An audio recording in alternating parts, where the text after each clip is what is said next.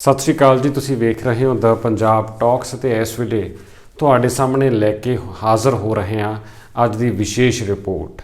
मैं इस शो का मेज़बान सुदीप सिंह ढिल्लों। श्रोमणी गुरुद्वारा प्रबंधक कमेटी दे नाल संबंधित है ते सिख मामलिਆਂ दे नाल संबंधित है। बीते दिन तुसीं सुनिया भी होना कि मध्य प्रदेश के इंदौर शहर विच सिंधी समाज के कुछ केंद्रां विचों सत्कार कमेटी वालों श्री गुरु ग्रंथ साहब जी के पावन स्वरूप जिहड़े ने उन्होंने लैके कुछ विवाद सामने आया सी, जिथे सत्कार कमेटी का कहना सी कि मर्यादा मुताबक सिंधी समाज वालों सत्कार सहित जो मर्यादा होंदी है वह निभाई नहीं जा रही। तो इस मुद्दे नूं लैके कुछ तकरार होण दियां कहा सुनी होण दियां कुछ वीडियोज़ भी सामने आईयां सी। तो इस तो बाद सिंधी समाज के आगुओं वालों पावन स्वरूप वापस किए जाने के वीडियो भी सामने आए सी। तो इस गल की भी चर्चा चल पई सी कि सिंधी समाज जिहड़ा आ वो सिੱਖੀ नालों दूर ना हो जाए। इस दौरान बीते दिन श्रोमणी गुरुद्वारा प्रबंधक कमेटी की अंतरिम कमेटी की जो मीटिंग हुई सी उस विच श्रोमणी कमेटी के प्रधान एडवोकेट हरजिंदर सिंह धामी वालों ये स्पष्ट निर्देश दिते गए सी कि एक कमेटी इंदौर जाएगी, सिंधी समाज के नाल गलबात करेगी, उन्हां दा पक्ष सुणूगी अते गलबात राहीं इस मामले नूं होर फैलण तो जिहड़ा आ वो रोकिया जाएगा।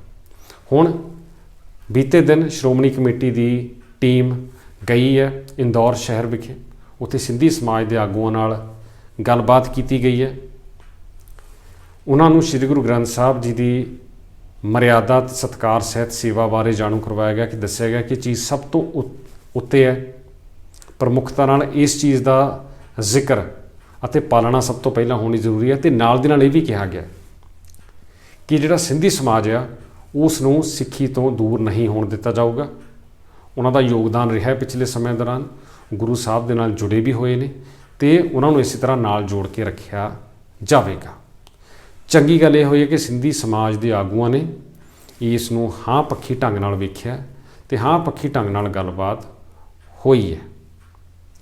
पता यह भी लगा कि इस पूरे गलबात के दौर तो बाद इस चीज़ उत्ते भी एक फैसला होया कि आने वाले दिनों दौरान आने वाले समय दौरान श्री अकाल तखत साहब विखे भी गलबात का अगला दौर होवेगा अते इंदौर तो सिंधी समाज के आगू उचेचे तौर पर पंजाब आउणगे। श्री अकाल तखत साहब विखे भी श्री अकाल तखत साहब के पावन पवित्र स्थान तो आशीर्वाद लैके इस संबंधी होर गलबात की जाएगी। सो गलबात का अगला गेट भी नालों नाल खुला रखा गया। ये ताज़ा पहलकदमी जिहड़ी है वो इंदौर शहर तो सामने आ रही है इस मामले में। तो श्रोमणी कमेटी के नाल जुड़ती एक होर अहम खबर ये भी है कि श्रोमणी गुरुद्वारा प्रबंधक कमेटी की अंतरिम कमेटी के कुछ मैंबर उन्हें जो इस वेले जो श्रोमणी कमेटी की काबज़ धिर है उहदे विरोधी धिर विचों चुने गए मैंबर जिहड़े ने उन्होंने पत्र लिखा है श्रोमणी कमेटी प्रधान नूं ते इस गल की मांग की है कि जो तख्त साहिबान के जथेदारां की नियुक्ति हुई है पंजाब विच खास तौर पर ते हैड ग्रंथी साहिबान की जो नियुक्ति है वह पक्के तौर पर की जाण। क्योंकि तुहानूं दस दईए कि श्री अकाल तख्त साहब के मौजूदा जथेदार सिंह साहब ज्ञानी हरप्रीत सिंह कार्यकारी जथेदार वजों लंबे समय तो सेवा निभा रहे हैं, जबकि असल में तख्त श्री दमदमा साहब तलवंडी साबों के जथेदार वजों अहुदे उत्ते नहीं। सो मंग की गई है कि श्री अकाल तख्त साहब के जथेदार की नियुक्ति पक्के तौर पर होवे, परमानेंट नियुक्ति होवे, कार्यकारी नहीं। इसी तरह श्री दरबार साहब ते होर इतिहासक गुरधामां विखे हैड ग्रंथी साहिबान की जो नियुक्ति है उस उत्ते भी पक्कियां नियुक्तियां करने की गल आखी गई है। सो मंग की गई है इस पत्र राहीं कि एक तो जिन्ने अहुदे ने उन्हां ते नियुक्ति होवे, एक एक पक्की नियुक्ति होवे ते किसी नूं भी वाधू चार्ज ना दिता जाए। इस पिछे दलील दी गई है कि सिख कौम की रिवायती शान ते मर्यादा मुताबक ये सारी कार्रवाई होनी चाहिए। सो इस संबंधी भी श्रोमणी गुरुद्वारा प्रबंधक कमेटी ते पंथक धिरां विच गल जिहड़ी आ वो सामने आ रही है। जिथे होर बहुत सारे नीतियां की गल हुंदी है कि पंजाब की मौजूदा सरकार वालों भी पिछलियां सरकारां वांग पंजाबी माँ बोली नूं प्रफुल्लित करने लई गलबात की गई है, ऐलान भी किए गए हैं। हालांकि बहुत ही बार आपां वेखते रहे कि ये ऐलान महज ऐलान ही साबित होंदे रहे ने, पर जिहड़ी आम आदमी पार्टी की सरकार है ਮੁੱਖ ਮੰਤਰੀ ਭਗਵੰਤ ਮਾਨ ਦੀ ਅਗਵਾਈ ਵਾਲੀ ਸਰਕਾਰ ਹੈ। ਇਹਨੇ ਇੱਕ ਚੀਜ਼ ਜਿਹੜੀ ਨਵੇਂ ਆਪਣੇ ਵੱਲੋਂ ਕੀਤੀ ਹੈ ਤੇ ਉਹਦੀ ਬਹੁਤ ਚਰਚਾ ਵੀ ਹੋਈ ਸੀ। ਤੁਹਾਨੂੰ ਯਾਦ ਹੋਣਾ 21 ਫਰਵਰੀ ਤੱਕ ਦਾ ਸਮਾਂ ਦਿੱਤਾ ਗਿਆ ਸੀ, ਜਾਂ ਕਹਿ ਲਓ ਕਿ ਫਰਵਰੀ ਮਹੀਨੇ ਤੱਕ ਦਾ ਸਮਾਂ ਇੱਕ ਤਰ੍ਹਾਂ ਨਾਲ ਸੌਖੀ ਭਾਸ਼ਾ 'ਚ ਕਹਿ ਲਈਏ ਦਿੱਤਾ ਗਿਆ ਸੀ ਕਿ ਜਿੰਨੀਆਂ ਵੀ ਦੁਕਾਨਾਂ ਆ, ਅਦਾਰੇ ਆ, ਉਹਨਾਂ ਦੇ ਉੱਪਰ ਜਿਹੜੇ ਸਾਈਨ ਬੋਰਡ ਲੱਗੇ ਆ ਜਾਂ ਨਾਂ ਲਿਖੇ ਗਏ ਆ, ਉਹ ਸਾਰੇ ਜਿਹੜੇ ਬੋਰਡ ਜਾਂ ਹੋਰਡਿੰਗਸ ਆ ਉਹਨਾਂ ਉੱਪਰ ਪੰਜਾਬੀ ਹੋਣੀ ਚਾਹੀਦੀ ਹੈ। ਪ੍ਰਮੁੱਖਤਾ ਨਾਲ ਪੰਜਾਬੀ ਭਾਸ਼ਾ ਨੂੰ ਤਰਜੀਹ ਦਿੱਤੀ ਜਾਵੇ, ਇਹ ਗੱਲ ਹੋਈ ਸੀ।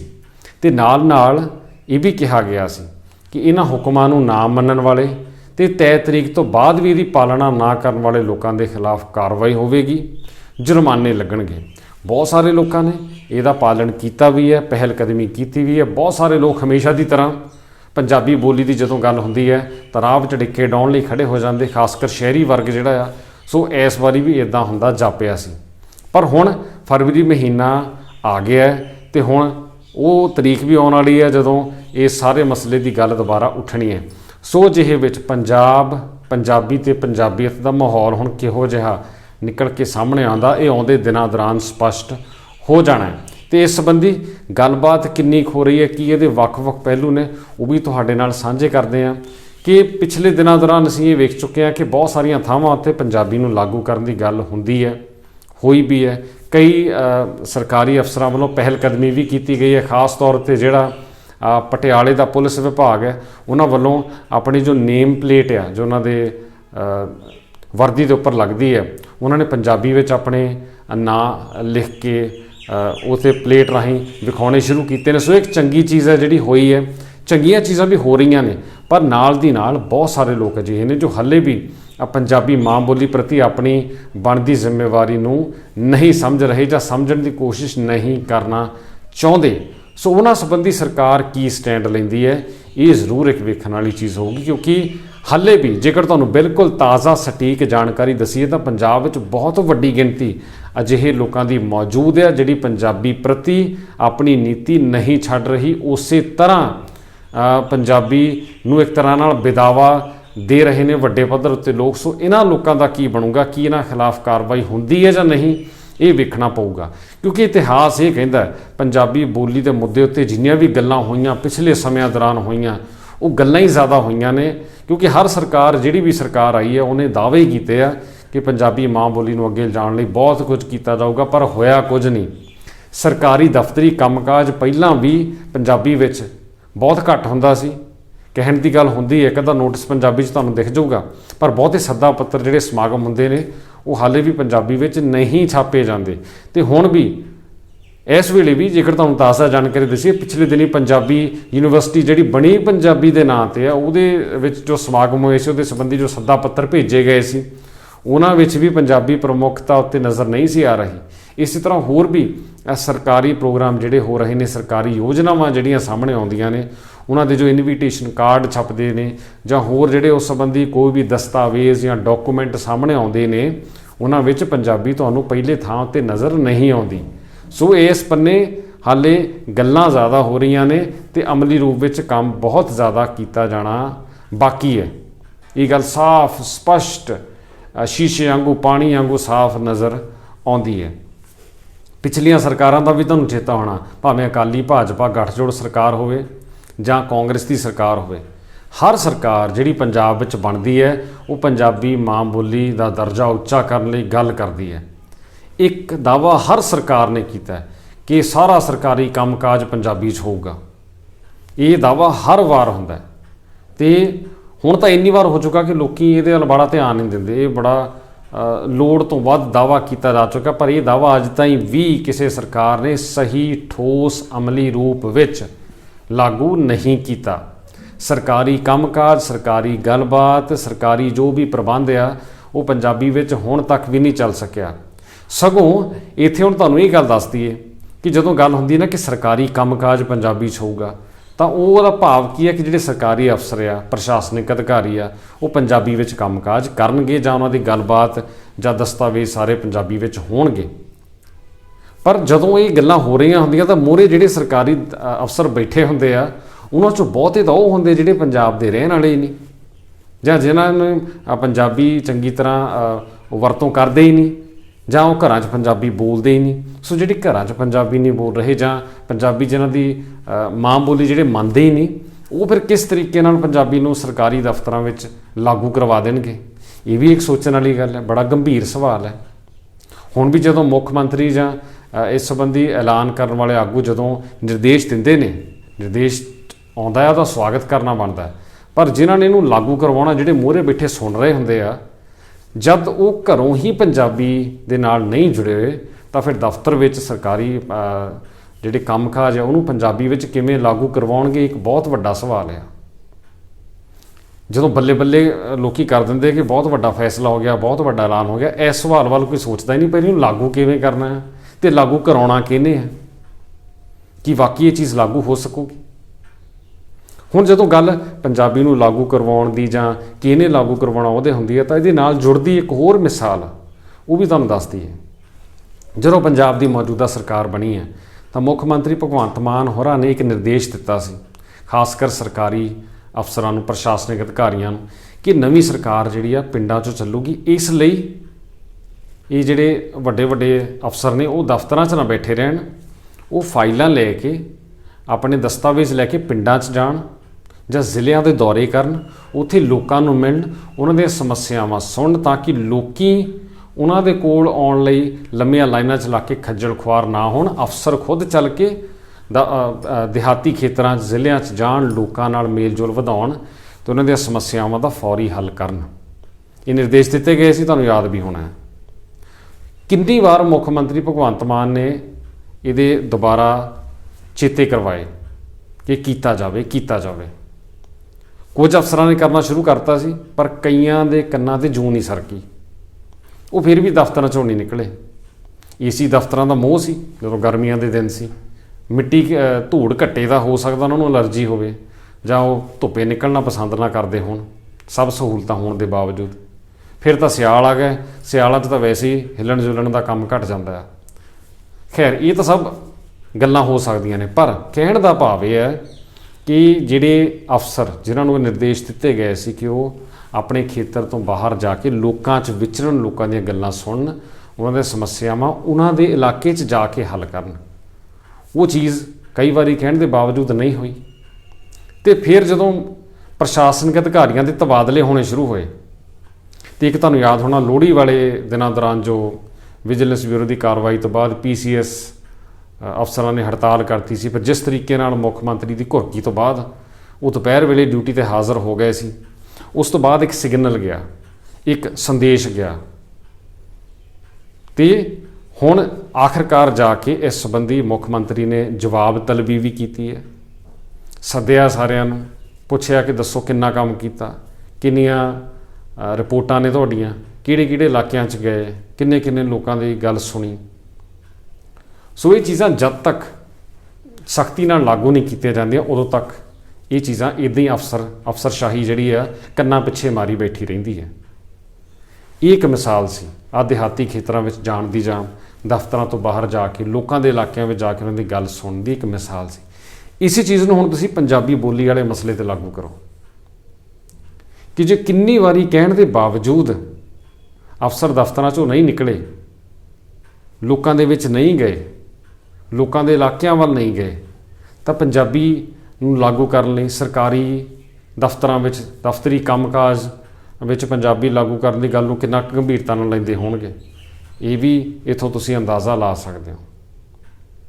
ਸੋ ਕਹਿਣ ਦਾ ਭਾਵ ਇਹ ਹੈ ਕਿ ਇਸ ਮਾਮਲੇ ਵਿੱਚ ਸਖਤੀ ਤਾਂ ਵਰਤਣੀ ਪੈਣੀ ਹੈ, ਕਿਉਂਕਿ ਸਖਤੀ ਤੋਂ ਬਿਨਾਂ ਕੰਮ ਨਹੀਂ ਹੁੰਦਾ। ਇਹ ਸਾਡੇ ਲੋਕਾਂ ਦਾ ਸੁਭਾਅ ਇੱਦਾਂ ਦਾ ਹੋ ਚੁੱਕਾ ਹੈ।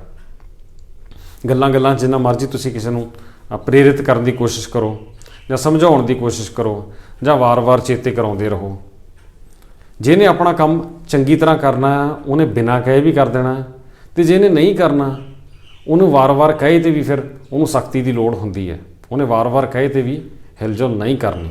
ਸੋ ਇਹ ਚੀਜ਼ ਹੈ ਕਿ ਇਸ ਮਾਮਲੇ ਵਿੱਚ ਗੱਲ ਉਹੀ ਹੋ ਜਾਂਦੀ ਹੈ ਕਿ ਪੰਚਾਂ ਦਾ ਕਿਹਾ ਸਿਰ ਮੱਥੇ, ਪਰਨਾਲਾ ਉੱਥੇ ਦਾ ਉੱਥੇ। ਐਤਕੀ ਪਰਨਾਲਾ ਉੱਥੇ ਨਾ ਰਵੇ, ਇਸ ਕਰਕੇ ਪੰਜਾਬ ਸਰਕਾਰ ਨੂੰ ਹਿੰਮਤ ਕਰਨੀ ਪੈਣੀ ਹੈ, ਕਿਉਂਕਿ ਬਹੁਤ ਸਾਰੇ ਮੁੱਦਿਆਂ ਉੱਤੇ ਸਰਕਾਰ ਵੱਲੋਂ ਜੋ ਵਾਅਦੇ ਕੀਤੇ ਗਏ ਸੀ ਉਹ ਮੁਕੰਮਲ ਰੂਪ ਵਿੱਚ ਉਹ ਤੋਂ ਲੋਕੀ ਸੰਤੁਸ਼ਟ ਕਈ ਵਾਰੀ ਨਜ਼ਰ ਨਹੀਂ ਆਉਂਦੇ। ਸੋ ਜੇ ਆਹ ਚੀਜ਼ ਨੂੰ ਸਖਤੀ ਨਾਲ ਲਾਗੂ ਕਰਵਾ ਲਿਆ ਜਾਵੇ ਤਾਂ ਪੰਜਾਬ ਦੀ ਇਹ ਨਵੀਂ ਸਰਕਾਰ ਜਿਹੜੀ ਆਮ ਆਦਮੀ ਪਾਰਟੀ ਦੀ ਸਰਕਾਰ ਤੇ ਮੁੱਖ ਮੰਤਰੀ ਭਗਵੰਤ ਮਾਨ ਲਈ ਇੱਕ ਬਹੁਤ ਵੱਡੀ ਪ੍ਰਾਪਤੀ ਇਹ ਹੋਵੇਗੀ ਜੇ ਇਸ ਚੀਜ਼ ਨੂੰ ਸਖਤੀ ਨਾਲ ਲਾਗੂ ਕਰਵਾ ਦੇਣ, ਪੰਜਾਬੀ ਵਾਲੇ ਮਸਲੇ ਨੂੰ ਸਖਤੀ ਨਾਲ ਲਾਗੂ ਕਰਵਾ ਦੇਣ। ਇਹ ਮਸਲਾ ਜ਼ਰੂਰੀ ਹੈ, ਇਹ ਲੋਕਾਂ ਦੇ ਦਿਲਾਂ ਵਿੱਚ ਇੱਕ ਖਾਸ ਥਾਂ ਬਣਾ ਸਕਦਾ ਪੰਜਾਬੀ ਪ੍ਰੇਮੀਆਂ ਦੇ, ਪਰ ਇਧਰ ਕੰਮ ਸਖਤੀ ਨਾਲ ਕਰਨਾ ਪੈਣਾ,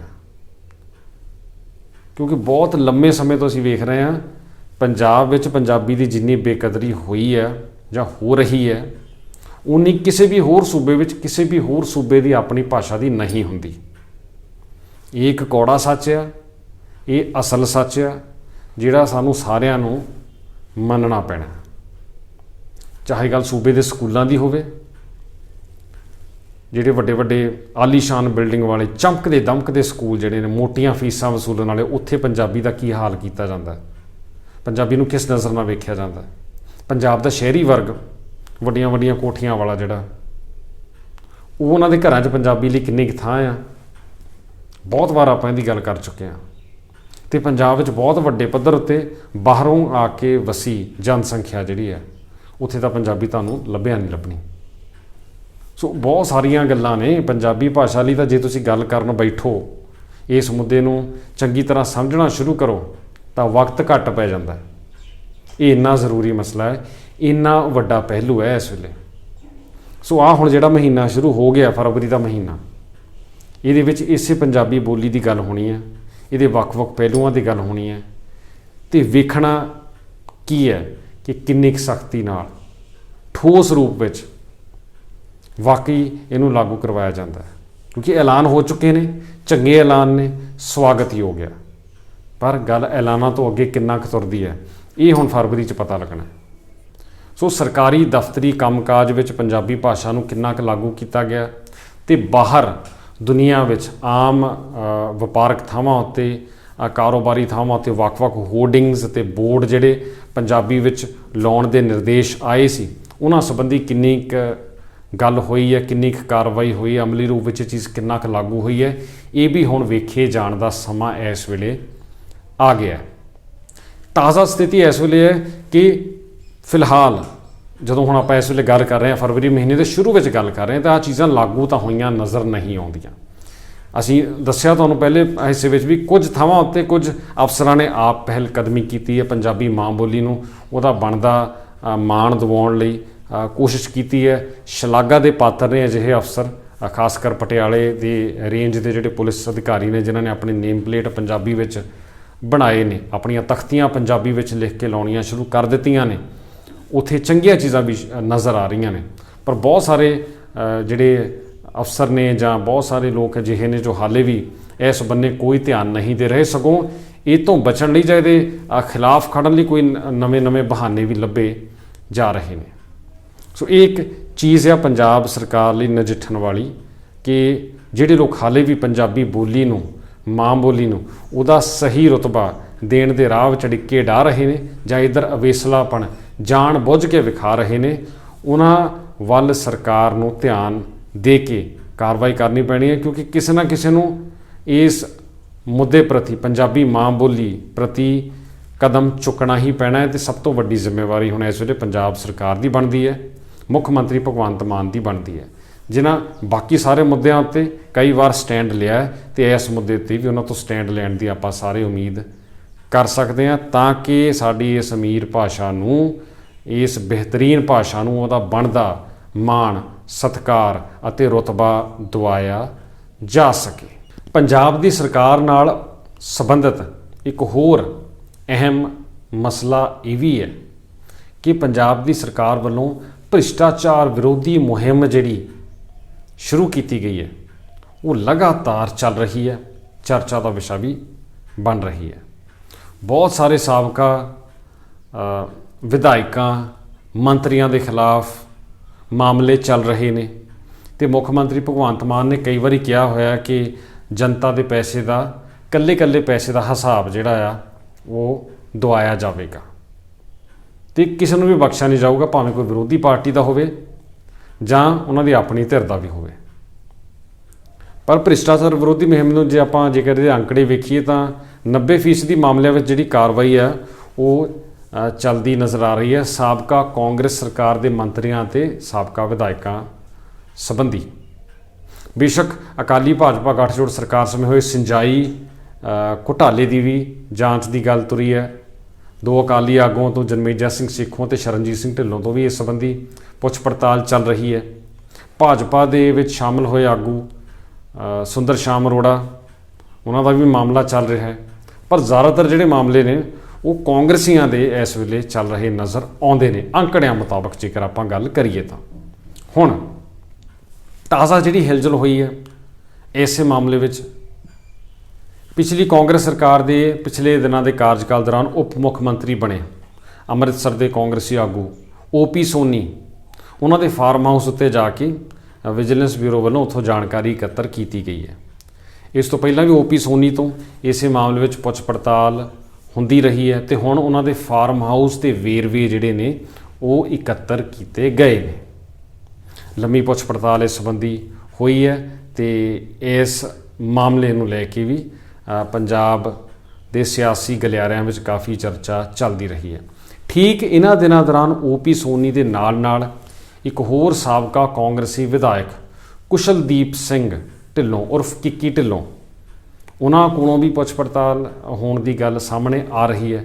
ਹਾਲਾਂਕਿ ਪੁੱਛ ਪੜਤਾਲ ਤੋਂ ਜ਼ਿਆਦਾ ਇਹ ਇੰਜ ਦੱਸਿਆ ਗਿਆ ਕਿ ਵਿਜੀਲੈਂਸ ਬਿਊਰੋ ਵੱਲੋਂ ਉਹਨਾਂ ਤੋਂ ਕੁਝ ਵੇਰਵੇ ਮੰਗੇ ਗਏ ਨੇ, ਕੁਝ ਜਾਣਕਾਰੀ ਮੰਗੀ ਗਈ ਹੈ। OP ਸੋਨੀ ਅਤੇ ਕੁਸ਼ਲਦੀਪ ਸਿੰਘ ਦੇ ਮਾਮਲੇ ਵਿੱਚ ਇੱਕ ਚੀਜ਼ ਜਿਹੜੀ ਸਮਾਨ ਨਜ਼ਰ ਆਉਂਦੀ ਹੈ ਉਹੀ ਹੈ ਕਿ ਆਮਦਨ ਦੇ ਸਰੋਤਾਂ ਤੋਂ ਵੱਧ ਜਾਇਦਾਦ ਬਣਾਉਣ ਦੇ ਮਾਮਲੇ ਸੰਬੰਧੀ ਇਹ ਗੱਲਬਾਤ ਹੋ ਰਹੀ ਹੈ ਤੇ ਵਿਜੀਲੈਂਸ ਬਿਊਰੋ ਵੱਲੋਂ ਜਦੋਂ ਵੀ ਇਹੋ ਜਿਹੀ ਕਾਰਵਾਈ ਕੋਈ ਕੀਤੀ ਜਾਂਦੀ ਹੈ ਜਾਂ ਇਹਦੀ ਗੱਲ ਤੁਰਦੀ ਹੈ ਤਾਂ ਪ੍ਰਮੁੱਖ ਕਾਰਨ ਇਹ ਦੱਸਿਆ ਜਾਂਦਾ ਹੁੰਦਾ ਕਿ ਇਸ ਸੰਬੰਧੀ ਸ਼ਿਕਾਇਤ ਆਈ ਸੀ ਅਤੇ ਉਸੇ ਸ਼ਿਕਾਇਤ ਦੇ ਆਧਾਰ ਉੱਤੇ ਇਹ ਗੱਲਬਾਤ ਜਾਂ ਕਾਰਵਾਈ ਜਿਹੜੀ ਆ ਉਹ ਕੀਤੀ ਜਾ ਰਹੀ ਹੈ, ਅੱਗੇ ਤੋਰੀ ਜਾ ਰਹੀ ਹੈ। ਸੋ ਇਸੇ ਸਿਰਲੇਖ ਹੇਠ ਭਾਵ ਕਿ ਆਮਦਨ ਦੇ ਸਰੋਤਾਂ ਤੋਂ ਵੱਧ ਜਾਇਦਾਦ ਬਣਾਉਣ ਦੇ ਮਾਮਲਿਆਂ ਨੂੰ ਲੈ ਕੇ OP ਸੋਨੀ ਅਤੇ ਕੁਸ਼ਲਦੀਪ ਸਿੰਘ ਦੋਹਾਂ ਦੇ ਖਿਲਾਫ ਜਿਹੜਾ ਆ ਉਹ ਇਹ ਮਾਮਲਾ ਸ਼ੁਰੂ ਹੁੰਦਾ ਹੋਇਆ ਵਿਖਾਈ ਦੇ ਰਿਹਾ। ਅੱਗੇ ਕਿਸ ਬੰਨੇ ਜਾਂਦਾ ਹੈ ਆਉਣ ਵਾਲੇ ਸਮੇਂ 'ਚ ਵੇਖਣਾ ਹੋਵੇਗਾ, ਪਰ ਇਸ ਵੇਲੇ OP ਸੋਨੀ ਅਤੇ ਕੁਸ਼ਲਦੀਪ ਸਿੰਘ ਢਿੱਲੋਂ ਦੇ ਸੰਬੰਧੀ ਪੁੱਛ ਪੜਤਾਲ ਤੋਂ ਗੱਲ ਸ਼ੁਰੂ ਹੋ ਗਈ ਹੈ ਤੇ ਆਪਾਂ ਸਾਰੇ ਜਾਣਦੇ ਹਾਂ ਕਿ ਇਹੋ ਜਿਹੇ ਮਾਮਲਿਆਂ ਵਿੱਚ ਗੱਲ ਹਮੇਸ਼ਾ ਪੁੱਛ ਪੜਤਾਲ ਤੋਂ ਹੀ ਸ਼ੁਰੂ ਹੁੰਦੀ ਹੈ ਤੇ ਪੁੱਛ ਪੜਤਾਲ ਤੋਂ ਹੀ ਫਿਰ ਮਾਮਲੇ ਅੱਗੇ ਚੱਲਦੇ ਨੇ। ਸੁੰਦਰ ਸ਼ਾਮ ਅਰੋੜਾ ਦੇ ਮਾਮਲੇ ਵਿੱਚ ਵੀ ਆਪਾਂ ਇਹ ਚੀਜ਼ ਪਹਿਲਾਂ ਵੇਖ ਚੁੱਕੇ ਹਾਂ ਤੇ ਇਸੇ ਤਰ੍ਹਾਂ ਹੋਰ ਵੀ ਜਿਹੜੇ ਬਾਕੀ ਸਿਆਸੀ ਆਗੂ ਨੇ ਜਿੱਧਰ ਇਹ ਮਾਮਲੇ ਚੱਲ ਰਹੇ ਨੇ ਉਹਨਾਂ ਦੀ ਗੱਲ ਲਗਾਤਾਰ ਹੋ ਰਹੀ ਹੈ। ਤਾਂ ਜਿੰਨੀਆਂ ਵੀ ਮੁਹਿੰਮ ਯੋਜਨਾਵਾਂ ਆਮ ਆਦਮੀ ਪਾਰਟੀ ਦੀ ਸਰਕਾਰ ਵੱਲੋਂ ਸ਼ੁਰੂ ਕੀਤੀਆਂ ਗਈਆਂ ਜਾਂ ਲਾਗੂ ਕਰਨ ਦੀ ਗੱਲ ਕਹੀ ਗਈ, ਉਹਨਾਂ ਵਿੱਚ ਇੱਕ ਯੋਜਨਾ ਜਿਹੜੀ ਸਭ ਤੋਂ ਪ੍ਰਮੁੱਖ ਯੋਜਨਾ ਜਿਹੜੀ ਲਗਾਤਾਰ ਚੱਲਦੀ ਰਹੀ ਹੈ ਉਹ ਇਹੀ ਹੈ ਭ੍ਰਿਸ਼ਟਾਚਾਰ ਵਿਰੋਧੀ ਮੁਹਿੰਮ, ਜਿਹਦਾ ਐਲਾਨ ਵੀ ਸਭ ਤੋਂ ਪਹਿਲਾਂ ਕੀਤਾ ਗਿਆ ਸੀ। ਤੁਹਾਨੂੰ ਯਾਦ ਹੋਣਾ ਸ਼ਹੀਦ ਭਗਤ ਸਿੰਘ ਦੇ ਪਿੰਡ ਖਟਕੜ ਕਲਾਂ ਤੋਂ ਭ੍ਰਿਸ਼ਟਾਚਾਰ ਵਿਰੋਧੀ ਮੁਹਿੰਮ ਸ਼ੁਰੂ ਕਰਨ ਦੀ ਗੱਲ ਜਦੋਂ ਪਿਛਲੇ ਸਾਲ ਮਾਰਚ ਮਹੀਨੇ ਹੋ ਗਈ ਸੀ, ਪਹਿਲਾ ਵੱਡਾ ਐਲਾਨ ਸਰਕਾਰ ਦਾ ਇਹੀ ਸੀ। ਸੋ ਇਸ ਚੀਜ਼ ਨੂੰ ਲਗਾਤਾਰ ਚੱਲਦਾ ਰੱਖਿਆ ਗਿਆ ਤੇ ਇਹਦਾ ਘੇਰਾ ਵੀ ਵੱਧਦਾ ਗਿਆ ਆ। ਕਈ ਸਿਆਸੀ ਆਗੂ ਇਸ ਮਾਮਲੇ ਵਿੱਚ ਆ ਚੁੱਕੇ ਨੇ, ਉਹਨਾਂ ਦੇ ਨਾਂ ਜਿਹੜੇ ਨੇ ਸਾਹਮਣੇ ਆਉਂਦੇ ਰਹੇ ਨੇ। ਸੋ ਇਹ ਇੱਕ ਮੁਹਿੰਮ ਹੈ ਜਿਹੜੀ ਚਰਚਾ ਦਾ ਵਿਸ਼ਾ ਜ਼ਰੂਰ ਬਣੀ ਹੋਈ ਹੈ। ਤੇ ਜਦੋਂ ਗੱਲ ਆਉਂਦੀ ਹੈ ਇਹੋ ਜਿਹੇ ਮਾਮਲਿਆਂ ਦੀ ਤਾਂ ਨਾਲ ਇੱਕ ਸੰਬੰਧਿਤ ਵਿਭਾਗ ਹੈ ਇਨਕਮ ਟੈਕਸ ਡਿਪਾਰਟਮੈਂਟ, ਆਮਦਨ ਕਰ ਵਿਭਾਗ, ਉਹਨਾਂ ਵੱਲੋਂ ਬੀਤੇ ਕੱਲ੍ਹ ਪੰਜਾਬ 'ਚ ਛਾਪੇਮਾਰੀ ਕੀਤੀ ਗਈ ਹੈ।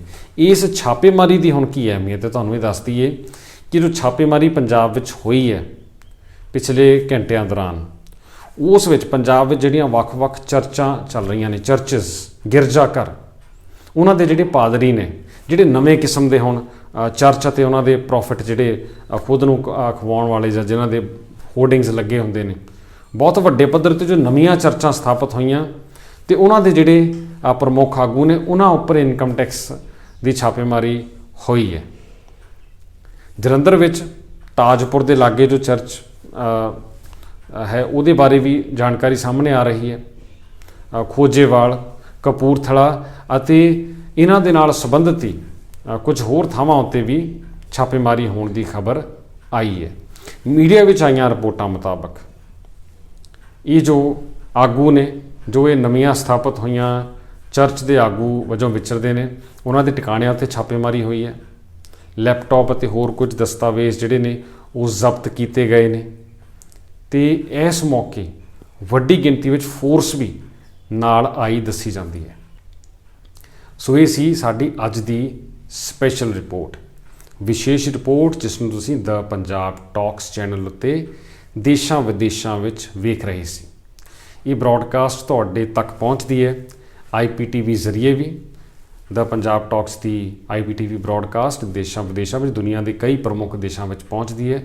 ਇਸ ਤਰੀਕੇ ਨਾਲ ਵੀ ਤੁਸੀਂ ਸਾਡੇ ਨਾਲ ਜੁੜੇ ਰਹੋ ਤੇ ਦ ਪੰਜਾਬ ਟਾਕਸ ਤੇ ਫੇਸਬੁੱਕ ਅਤੇ YouTube ਪੇਜ ਵੀ ਨਾਲੋਂ ਨਾਲ ਤੁਹਾਡੇ ਲਈ ਪ੍ਰੋਗਰਾਮ ਪੇਸ਼ ਕਰਦੇ ਨੇ। ਸੋ ਤੁਸੀਂ ਦ ਪੰਜਾਬ ਟਾਕਸ ਤੇ ਫੇਸਬੁੱਕ ਪੇਜ ਨੂੰ ਵੀ ਲਾਈਕ ਅਤੇ ਫੋਲੋ ਜ਼ਰੂਰ ਕਰ ਲਵੋ ਤਾਂ ਕਿ ਹਰ ਤਾਜ਼ਾ ਪ੍ਰੋਗਰਾਮ, ਜਾਣਕਾਰੀ ਅਤੇ ਅਪਡੇਟ ਨਾਲੋਂ ਨਾਲ ਤੁਹਾਡੇ ਤੱਕ ਪਹੁੰਚਦੀ ਹੋਵੇ।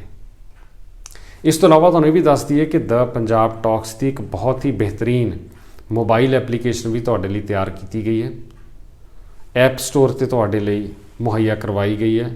ਉਸ ਨੂੰ ਤੁਸੀਂ ਆਪੋ ਆਪਣੇ ਐਂਡਰੋਇਡ ਡਿਵਾਈਸ ਲਈ ਡਾਊਨਲੋਡ ਕਰ ਸਕਦੇ ਹੋ ਅਤੇ ਉਸ ਐਪ ਦੀ ਖਾਸੀਅਤ ਇਹ ਹੈ ਕਿ ਉਸ ਰਾਹੀਂ ਤੁਸੀਂ ਦ ਪੰਜਾਬ ਟਾਕਸ 'ਤੇ ਰੇਡੀਓ ਪ੍ਰੋਗਰਾਮ ਵੀ ਸੁਣ ਸਕਦੇ ਹੋ ਤੇ TV ਪ੍ਰੋਗਰਾਮ ਤਾਂ ਨਾਲੋਂ ਨਾਲ ਵੇਖ ਸਕਦੇ ਹੋ। ਸੋ ਬਹੁਤ ਵਧੀਆ ਐਪ ਹੈ, ਉਸ ਨੂੰ ਤੁਸੀਂ ਜ਼ਰੂਰ ਡਾਊਨਲੋਡ ਕਰੋ ਆਪੋ ਆਪਣੇ ਐਂਡਰੋਇਡ ਡਿਵਾਈਸ ਦੇ ਲਈ। ਇਸੇ ਤਰ੍ਹਾਂ ਇਸ ਪ੍ਰੋਗਰਾਮ ਵਿੱਚ ਯਾਨੀ ਕਿ ਦ ਸਪੈਸ਼ਲ ਰਿਪੋਰਟ ਵਿੱਚ ਕੋਈ ਨਵਾਂ ਵਿਸ਼ਾ, ਨਵੇਂ ਨੁਕਤਿਆਂ ਉੱਤੇ ਜਾਣਕਾਰੀ ਲੈ ਕੇ ਫਿਰ ਤੁਹਾਡੇ ਸਾਹਮਣੇ ਜਲਦ ਹੀ ਹਾਜ਼ਰ ਹੋਵਾਂਗੇ। ਤਦ ਤੱਕ ਲਈ ਤੁਹਾਡੇ ਕੋਲੋਂ ਇਜਾਜ਼ਤ ਲੈ ਰਹੇ ਹਾਂ। ਤੁਸੀਂ ਵੇਖਦੇ ਰਹੋ ਦ ਪੰਜਾਬ ਟਾਕਸ।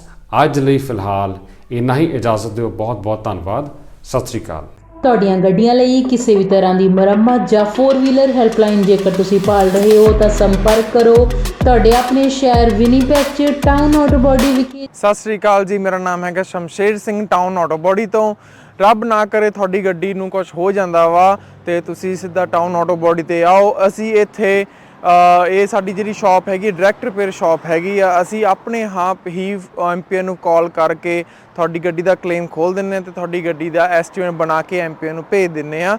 ਕੋਈ ਵੀ ਤੁਹਾਡੀ ਗੱਡੀ ਤੇ ਸਕ੍ਰੈਚ, ਡੈਂਟ ਜਾਂ ਕੋਈ ਤੁਹਾਡੀ ਗੱਡੀ ਦੇ ਕੋਈ ਸ਼ੀਸ਼ੇ ਤੋੜ ਗਿਆ ਵਾ, ਤੁਸੀਂ ਸਾਨੂੰ ਕਾਲ ਕਰੋ, ਅਸੀਂ ਆਪਣੇ ਆਪ ਹੀ ਗਲਾਸ ਕਲੇਮ ਖੋਲ੍ਹ ਲੈਂਦੇ। ਇਹ ਸ਼ਾਪ ਜਿਹੜੀ ਆ ਇਹ MPA ਦੀ ਕ੍ਰੈਡਿਟ ਸ਼ਾਪ ਹੈਗੀ ਆ ਵਾ। ਅਸੀਂ ਸਿੱਧੀ ਡਾਇਰੈਕਟ ਬਿਲਿੰਗ ਕਰਦੇ ਹਾਂ MPA ਨੂੰ।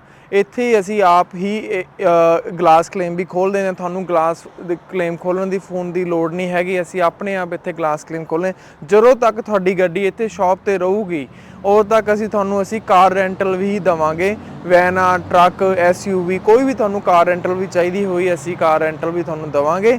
ਆਪਣੀ ਸ਼ਾਪ ਲੋਕੇਸ਼ਨ ਹੈਗੀ ਆ 64 ਸਾਲਟਰ ਸਟਰੀਟ ਵਿਨੀਪੈਗ ਦੇ ਵਿੱਚ। ਜਿਵੇਂ ਤੁਹਾਨੂੰ ਪਤਾ ਹੀ ਹੈ ਸਨੋ ਆ ਰਹੀ ਹੈ ਵਿਨੀਪੈਗ ਦੇ ਵਿੱਚ, ਉਵੇਂ ਤੁਹਾਡੇ ਲਈ ਅਸੀਂ ਵਿੰਟਰ ਟਾਇਰ ਪ੍ਰੋਗਰਾਮ ਲੈ ਕੇ ਆਏ। MPA ਦਾ ਵਿੰਟਰ ਟਾਇਰ ਪ੍ਰੋਗਰਾਮ ਆ, ਉਹਦੇ ਵਿੱਚ $2000 ਤੱਕ ਤੁਹਾਨੂੰ MPA ਹੀ ਲੋਨ ਦਿੰਦੀ ਆ। ਵਿੰਟਰ ਟਾਇਰ ਪ੍ਰੋਗਰਾਮ ਵਿੱਚ ਅਲੋਏ ਵੀਲਸ, ਟਾਇਰ ਅਲਾਈਨਮੈਂਟ ਤੁਸੀਂ ਕਰਵਾ ਸਕਦੇ ਹੋ। ਕੋਈ ਵੀ ਤੁਹਾਨੂੰ ਜਾਣਕਾਰੀ ਦੀ ਲੋੜ ਆ ਤੁਸੀਂ ਸਾਨੂੰ ਜਦੋਂ ਮਰਜ਼ੀ ਫੋਨ ਕਰ ਲਓ 2044211300 ਤੇ, ਜਾਂ ਤੁਸੀਂ ਸਾਡੀ ਵੈਬਸਾਈਟ ਤੇ ਜਾ ਲਓ www.townautobody.ca। ਉਹਦੇ ਵਿੱਚ ਤੁਸੀਂ 24/7 ਲਾਈਵ ਚੈਟ ਤੁਸੀਂ ਏਜੰਟ ਦੇ ਨਾਲ ਕਰ ਸਕਦੇ ਹੋ।